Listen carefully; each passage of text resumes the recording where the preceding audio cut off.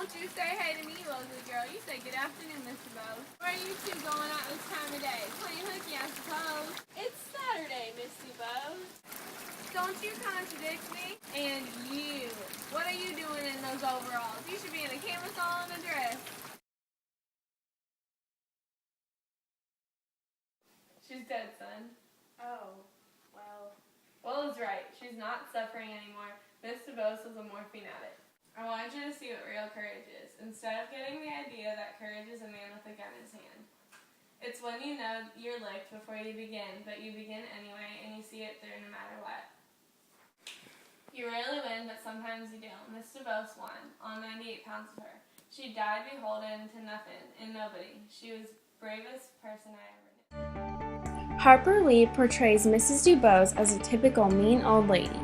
She says, her face was the color of a dirty pillowcase, and the corners of her mouth glistened with wet, which inched like a glacier down the deep grooves of her chin. Old age liver spots dotted her cheeks, and her pale eyes had black pinpoint pupils. Scout and Jem are scared of Mrs. DuBose because of the way she looks and the way she treats them, but they do not know that she is a struggling morphine addict. Atticus is mature and understands what she is going through. He tries to explain it all to Jem, because Jem is more mature than Scout. By doing this, Atticus is showing symbolism of the mockingbird because he is trying to find innocence in Miss DuBose.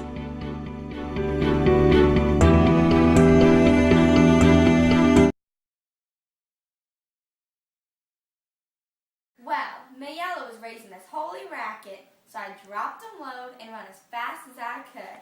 But I run into the fence, but when I got distangled, I run up to the window and I seen that black man yonder rutting on my Mayella. There is circumstantial evidence to indicate that Mayella Yule was beaten savagely by someone who led almost exclusively with his left hand. We do know in part what Mr. Yule did. He did what any God-fearing, persevering, respectable white man would do under these circumstances. He swore out a warrant, no doubt signing it with his left hand. And Tom Robinson now sits before you, having taken the oath with the only good hand he possesses, his right hand. Tom Robinson is a black man in a community where many people, like Bob Ewell, are prejudiced and racist. Because of this, he is accused of a crime he did not commit. Atticus, a well-respectable white man in the community, looks past Tom Robinson's skin color and defends him in court. Against what the town says he should do, Atticus works hard to defend Tom Robinson, and in doing this, he proves him to be innocent. Any non-biased person could see that Tom Robinson was innocent because of the evidence Atticus shows to the jury. However, because the town is filled with so much prejudice and racism, it is impossible for them to look past the color of his skin and see who is really guilty.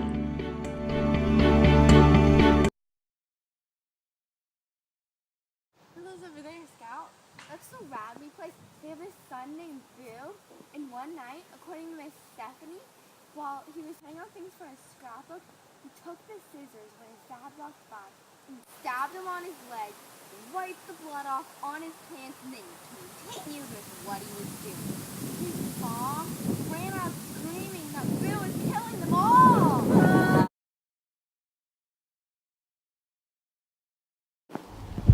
I thought I heard something. Stop a minute. Hear anything? No. Jem, are you trying to scare me? You know I'm too old. Oh, it's just old Cecil. Cecil Jacobs is a big wet hen!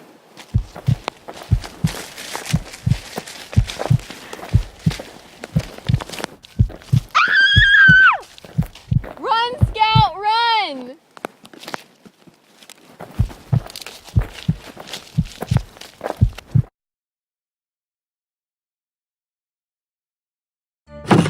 Boo Radley is not involved in the community, and he is never seen outside of his house. The town feeds off of this because he is mysterious and unknown. Many people create rumors about Boo.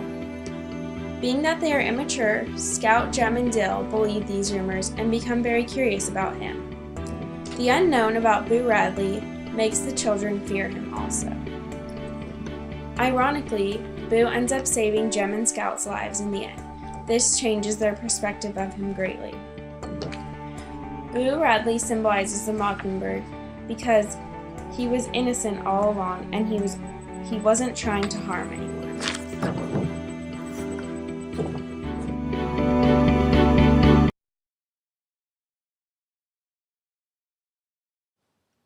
They all thought it was Stoner's boy messing up their clubhouse and throwing ink all over it.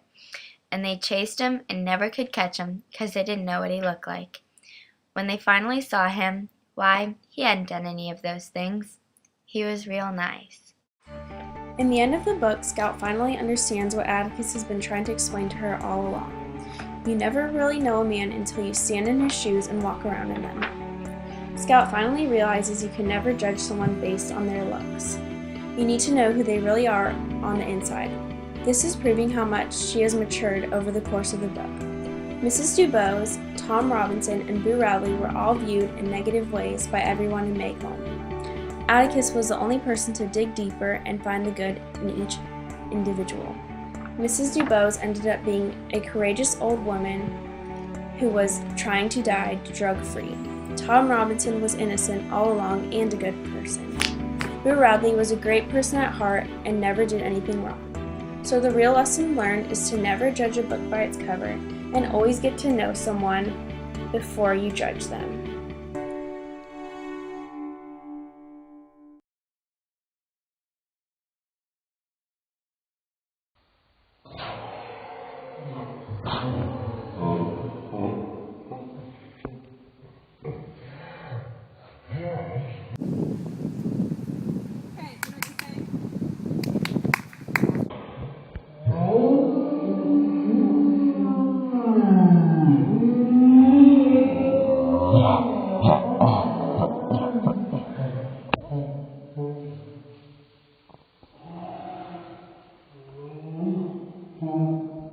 Say it loud!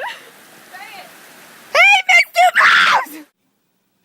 It started. That's what I do. You look so ugly.